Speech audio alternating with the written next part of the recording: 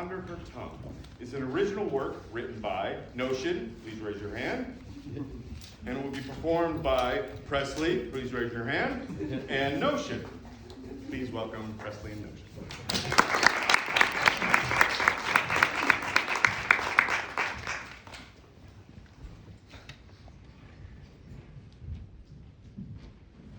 There once was a woman who was born with thorns under her tongue, and they made every word that she said come out sharp and pointed and prickly and mean. And it didn't matter what she had been trying to say, if she had been giving a compliment or ordering food or trying to tell someone she loved how much she cared. The thorns under her tongue would dig into the flesh of her gums, and they made every word she said come out sharp and pointed and prickly and mean. Until one day she had had enough. She could no longer stand seeing the way that her thorns hurt others, and so she left, and she found herself a small, secluded cabin on the edge of town where she was alone.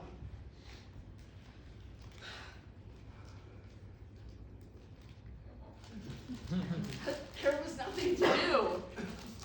The time just seemed to pass so slowly.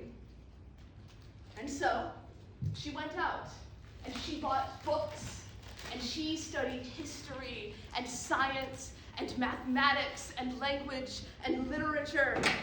And she filled the pages of the margins with her notes and journal after journal with her studies. And as she read, her eyes grew squinted and strained in the dim light of her lonely cottage. But she didn't notice, because while she had been reading, she lost track of time. And when she was smarter than just about anybody had ever been,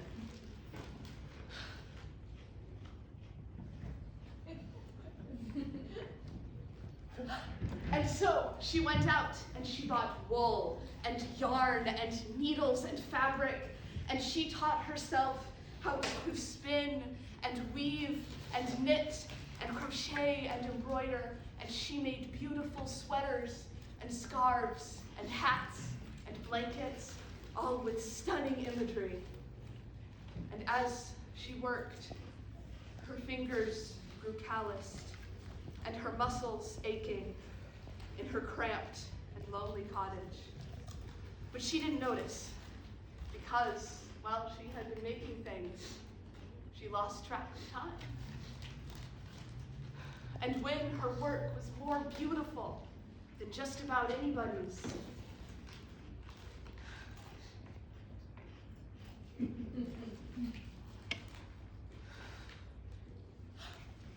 and so she went out and she took herself far up into the hills and mountains surrounding, and she hiked up and down every hill, and she did exercises and lifted weights, and she taught herself how to fight, and she pushed her body to its limit all day before collapsing with exhaustion into bed each night.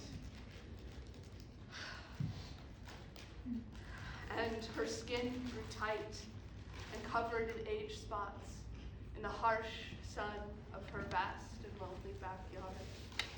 But she didn't notice, because while she was out there, she lost track of time.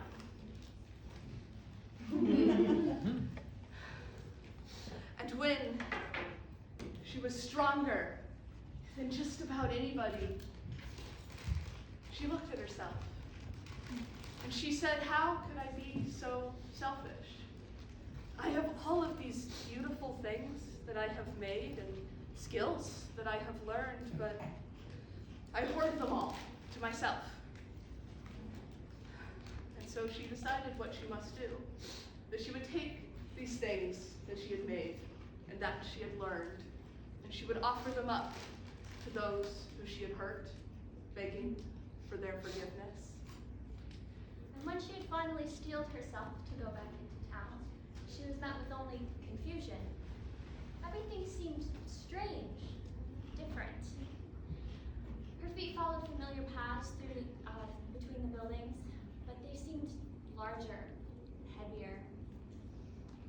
searched for a familiar face to begin her journey of reconciliation with, but she found none. She couldn't even remember how long she had been gone. She had lost track of time.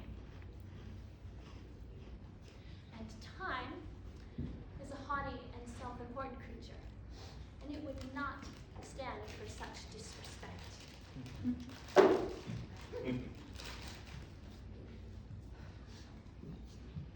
But she was resolved as ever, and she would not give up. She began to wander the world, doing good deeds. And wherever people were struggling and uneducated, she would bring her beautiful library to read and teach. And wherever people were exposed to the elements, to the wind and rain, she would bring beautiful blankets and sweaters and scarves.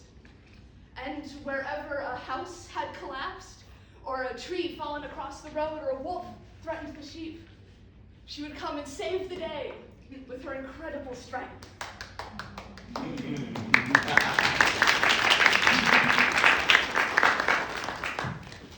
Until her name became woven into folklore and whispered to at firesides and prayed to at altars.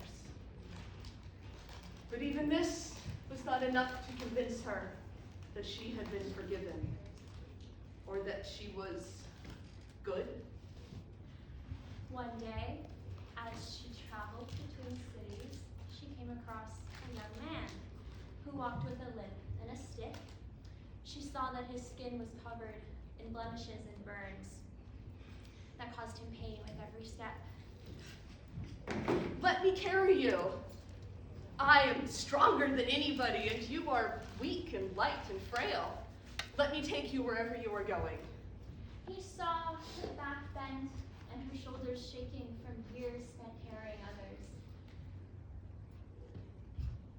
I have walked this road many times. Do not worry yourself. Then let me make you new clothes. I am a better seamstress than anybody, and yours are cheap and scratchy and poorly made. Mine will be so soft that they will not upset your wounds. He saw her fingers calloused and her wool supply running low from years of making things for others. I have worn these for many years. Do not worry yourself.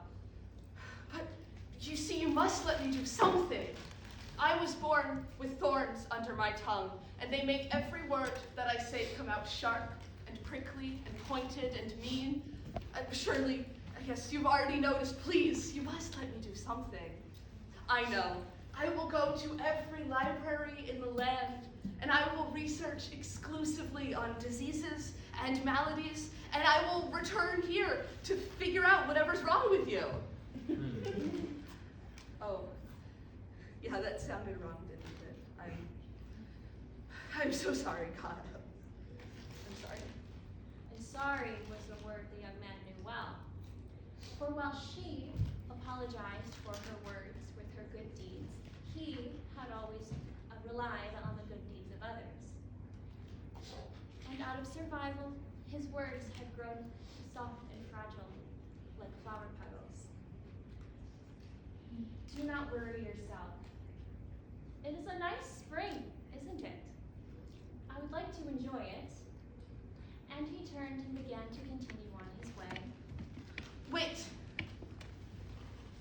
Then, let me walk with you.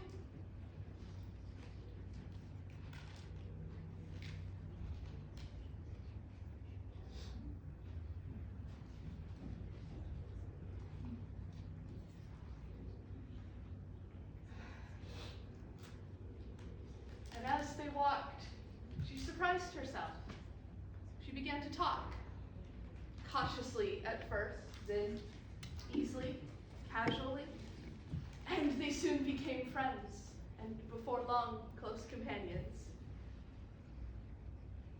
They collected fairy tales and fictions to read aloud while the other wove bracelets and pillows and stuffed toys. And they took long, meandering walks through the countryside. And the new woven clothes he wore were as soft against his wounds as his words were against her thorns. And the thorns under her tongue never stopped digging into the flesh of her gums. And the wounds on his skin never left him alone for long, but the next time she went out into the world to do good deeds, she did so not out of guilt, but out of love. And time, offended, gave up on them